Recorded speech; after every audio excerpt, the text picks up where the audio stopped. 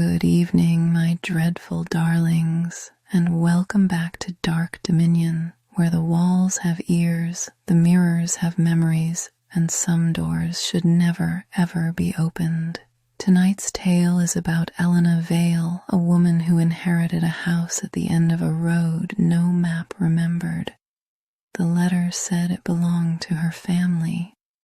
The key said otherwise. So light your candles, lock your doors, and listen closely, because if you hear your name in the dark, don't answer. The House That Whispers Back, a Dark Dominion story. Elena Vale had not spoken to her Aunt Margot in 13 years, not since the night her mother vanished. So when a black envelope arrived with a silver wax seal and the words, "Vale House now belongs to you," Elena almost burned it. Almost. Inside was a deed, a brittle photograph, and a key colder than ice. The photograph showed Elena as a child standing beside her mother and Aunt Margot in front of a towering Victorian manor. But there was something wrong. In the upstairs window, another Elena was watching from inside the house. That night, she dreamed of floorboards creaking beneath invisible feet. She dreamed of a woman's voice whispering from behind a locked door, "Come home." By morning, Eleanor was driving toward Briar Hollow Road, though she had no memory of packing a bag. The GPS died 3 miles from the house. The trees bent inward like old women sharing secrets. At the end of the road stood Vale House. Its windows glowed faintly, not with welcome, with recognition. The front gate opened before Eleanor touched it. The key around her neck grew colder. Inside, the air smelled of candle wax, dust, and rain trapped in wood. The house was impossibly large. Too many hallways, too many doors, too many portraits. Every painted face seemed turned toward Elena. Then the front door shut behind her. No slam, just a soft final click. On a table beneath the staircase sat a music box. It began playing by itself. A lullaby Elena knew from childhood. Her mother used to hum it. But when the melody reached the final notes, a voice inside the music box whispered, "Elena, you came back." She stumbled away, knocking into a portrait. The frame tilted. The woman in the painting was Aunt Margot.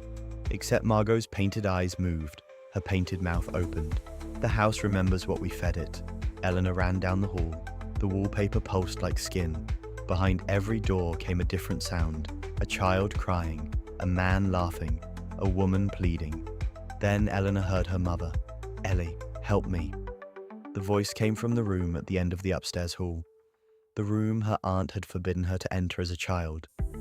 Elena climbed the staircase, each step groaning beneath her, like the house was trying to speak. At the top, a mirror waited, not hanging on the wall, standing in the middle of the hallway. In it, Elena saw herself as a child. She was holding her mother's hand. Behind them stood Aunt Margot.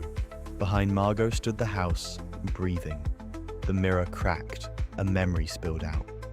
13 years ago, Elena had hidden under the stairs while her mother and Aunt Margot argued. Her mother screamed, "You promised it would end with us." Margot answered, "It doesn't end, it inherits." Then the house whispered, not to Margot, to Elena. Little Elena stepped out from under the stairs and pointed at her mother. The house opened its walls and took her. Elena dropped to her knees. She had forgotten because the house had wanted her to forget. But forgetting was not innocence. The hallway stretched longer.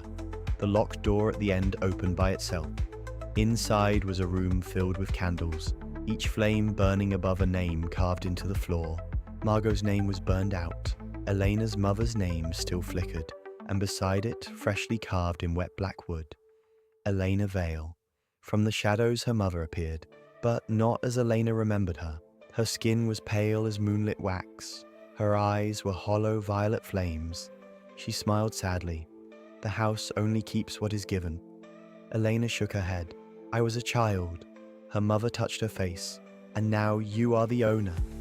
The house groaned. The walls opened.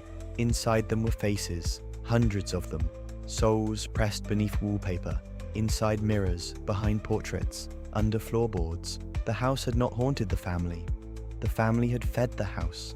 Every generation offered one loved soul to keep the house alive. But Margot had died before choosing the next sacrifice. So the house called Elena home. Elena backed toward the door. The key around her neck burned white hot. The music box started again. The house whispered, "Choose."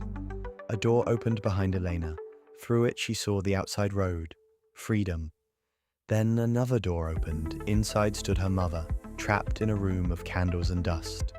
The house whispered again, "Leave her, or take her place." Eleanor looked at her mother.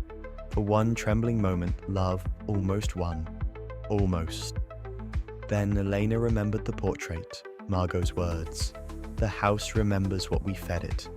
Elena smiled through her tears. "No." The house went silent. Elena took the silver key from her neck and drove it into the floorboards beside her name. The carved letters bled black. The house screamed. Every candle blew out. The walls split open. The portraits burned from the inside. The trapped souls rushed through the halls like a storm of whispers. Her mother reached for her, but the house reached faster. Floorboards wrapped around Elena's ankles. The wallpaper curled around her arms. The ceiling lowered. The manor folded inward like a mouth closing. By dawn, Vale House was gone. Only a black patch of earth remained at the end of Briar Hollow Road. A week later, a realtor unlocked a newly renovated townhouse in the city. Fresh paint, new floors, beautiful natural light, perfect for a young couple. As they stepped inside, the woman smiled. "It feels like home." Behind them, the front door closed softly. In the hallway, a small portrait appeared on the wall. Elena Vale, smiling. Her painted eyes turned toward the couple, and from somewhere deep inside the walls, the house whispered, "Come inside, little soul."